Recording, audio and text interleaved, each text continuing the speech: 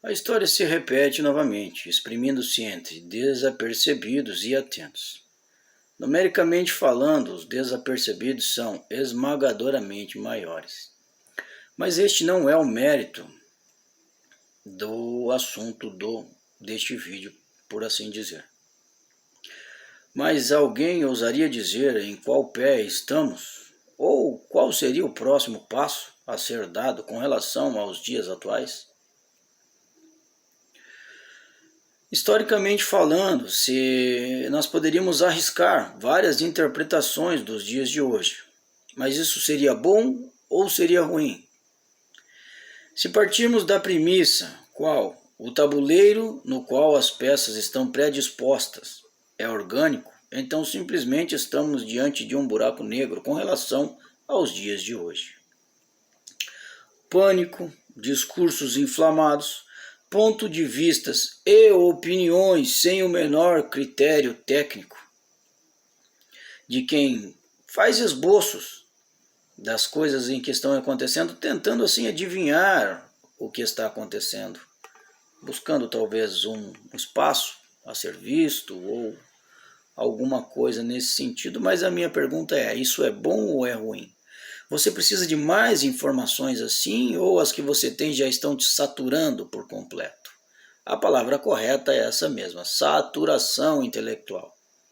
As pessoas estão cheias de vertigens e de paranoias e de que o mundo vai acabar e que tudo está chegando ao fim por causa de discursos particulares de pessoas que não têm o conhecimento necessário, não sequer conseguem entender diretamente o que está acontecendo.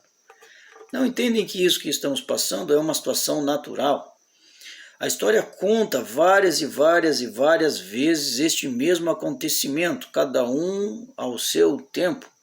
Talvez de um ângulo de visão um pouco diferenciado, porque aconteceram em locais diferentes, por povos diferentes.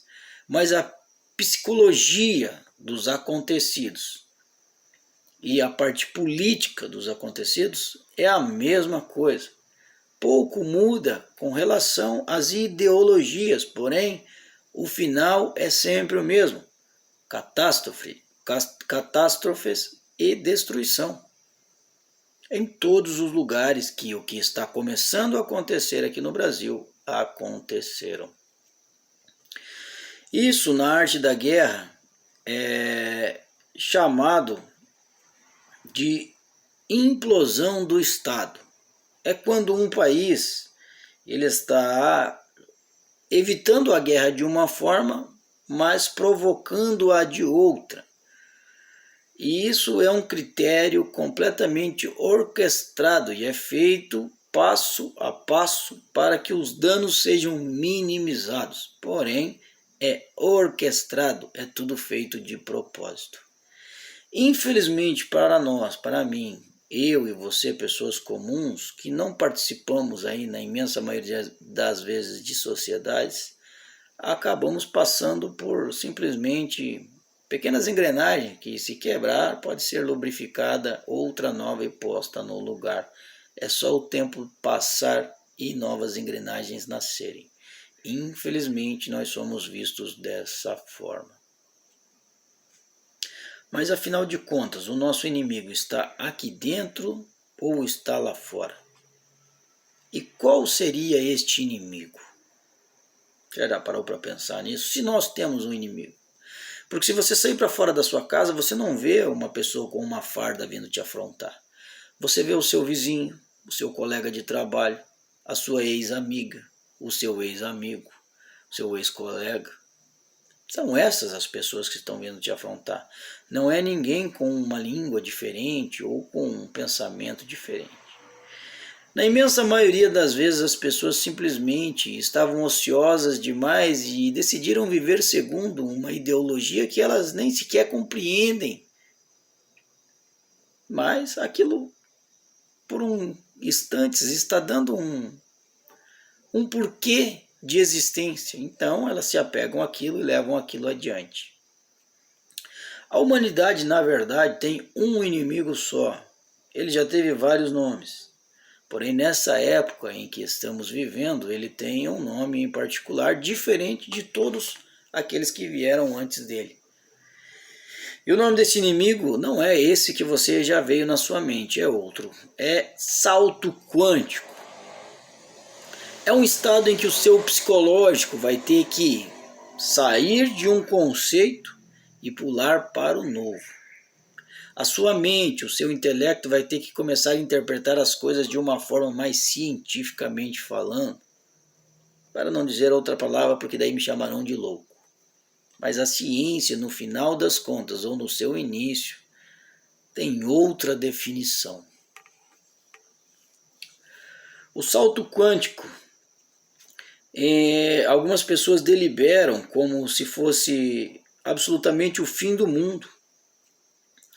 Mas isso, na realidade, nada mais é do que a Terra começar a se revolver. A querer voltar a um estado que ela já esteve ou a um estado novo. O salto da evolução, ele não para perguntar para os animais, ou para os seres viventes, ou para a própria humanidade se ela está de acordo. É uma potência sem definições de força que simplesmente arrasta tudo à sua volta e faz com que ele aconteça. Exemplos: os últimos 4 grandes cataclismas que quase extinguiram a vida humana na Terra.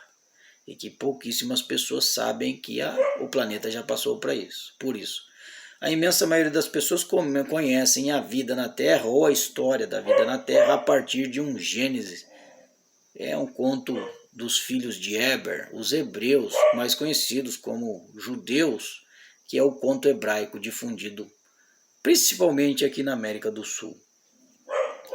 Mas esse revolver terreno, ele tem um objetivo: fazer com que todos os tipos de vida evoluam, se tornem mais fortes, se tornem mais sagazes, e isso inclui os seres humanos. Os líderes de seitas e de sociedades entendem isso, porém não passam isso para as pessoas que estão abaixo deles, e o motivo é bem claro. Por que você obedeceria a alguém se essa pessoa não tem o poder de te livrar no último momento daquilo em que vai acontecer? Então não é te contado. Um exemplo claro disso é Göbekli Tepe. Göbekli Tepe, que está na Turquia, que foi nesse alvorecer de era